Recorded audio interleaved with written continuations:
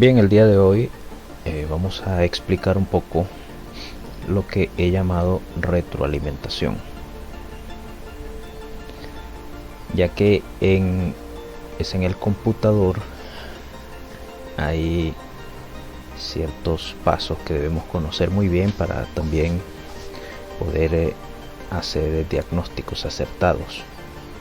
Es parte de cómo funciona el aparato, ¿sí? De manera que, como vemos acá, hay lo que se llama la entrada.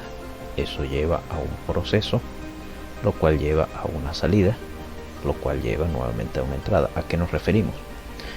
Pues supóngase que tenemos el computador, tenemos la portátil, queremos encenderla. ¿Qué hacemos? Pues si queremos que encienda, presionamos el botón de encendido. Al presionar ese botón, lo que estamos haciendo es ingresando una orden, en este caso una orden de encendido.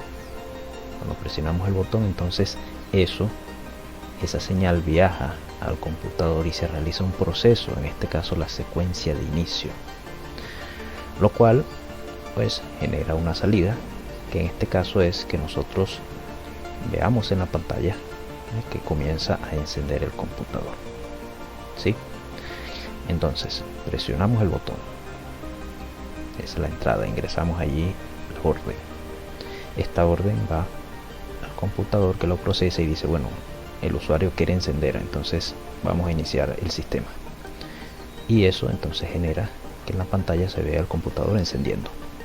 Ahora, ¿por qué esto es importante? Vamos a explicarlo. Porque si yo presiono el botón de power, ¿verdad?, el botón de encendido, entonces obviamente esta parte del proceso es posible que yo no la vea, pero debería de ver esta parte, o sea, debería de ver de que el computador está encendiendo, de que la pantalla enciende, me enseña allí una serie de instrucciones, o me enseña allí el sistema. Entonces, si esto no se cumple, si el computador se queda en negro, pues algo está sucediendo, ¿cierto? Entonces esto también nos sirve, estos tres pasos, para poder hacer el diagnóstico, ¿sí? Deben de cumplirse estos tres pasos. Entonces supongamos que yo sí presiono el botón de encendido, se realiza el proceso allí dentro del computador, me da una salida e ingresa entonces al sistema operativo.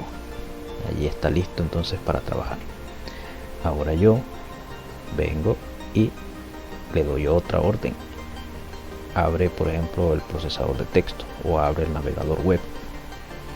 Entonces esa orden va al computador, que realiza un proceso y me da una salida. Se enseña en la pantalla el navegador web. Si yo abro el navegador web, le doy esa orden, él lo procesa, pero no abre el navegador web, no me da la salida, algo está sucediendo, ¿cierto? Entonces allí también funciona para el diagnóstico. Entonces vemos estos tres pasos son importantes también en lo que tiene que ver con el diagnóstico. Acá vamos a detallar un poco mejor lo que sucede. Acá vemos que está pues la entrada, aquí está todo el proceso, todo lo que es la retroalimentación, pero acá vemos la entrada, que es de alto nivel. Cuando se habla de alto nivel, significa que es un lenguaje que nosotros los seres humanos podemos entender fácilmente, que serían pues los programas que nosotros operamos. Si esos programas están a un lenguaje que nosotros podemos entender, que podemos interactuar con él, entonces está en alto nivel. Entonces en ese programa yo entonces, bien sea que teclee algo, le dé clic a algo, estoy generando una entrada. Esa entrada va a lo que se llama el proceso del computador, ingresa allí, pero debe ser transformada a un lenguaje de bajo nivel, es decir, código binario. este es el lenguaje que comprende el computador. Entonces se transforma de alto nivel a bajo nivel. El computador lo entiende, lo procesa y ahí entonces nos da una salida nuevamente en un lenguaje de alto nivel, en un programa que nosotros podemos entender. Entonces ese es el proceso muy resumido pues de lo que hace nuestro computador. Pero como explicábamos anteriormente, pues estos tres pasos son importantes y pues deben de darse apropiadamente para que funcione el computador. Para comprender aún más estos tres pasos hay tres cosas. Vamos a verlo individualmente. Vamos a ver primero lo que es la entrada o los dispositivos de entrada. ¿Cuáles son esos dispositivos? Pues por ejemplo el mouse. Nosotros lo utilizamos, presionamos allí, presionamos y eso envía una señal al computador. Está enviando una señal de lo que nosotros queremos hacer. Igual cuando tecleamos, estamos enviando señales al computador, estamos enviando órdenes para que él las ejecute.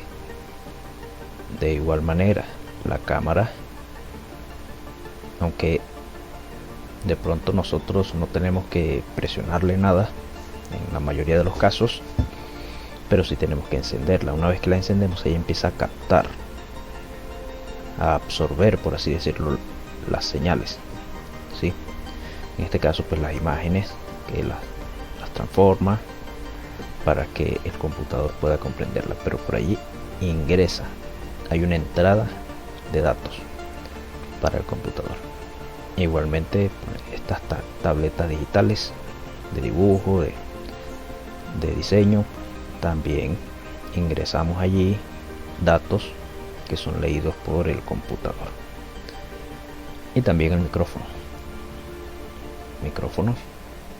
pues por allí nosotros hablamos e ingresa los datos al computador. De todo esto son dispositivos de entrada.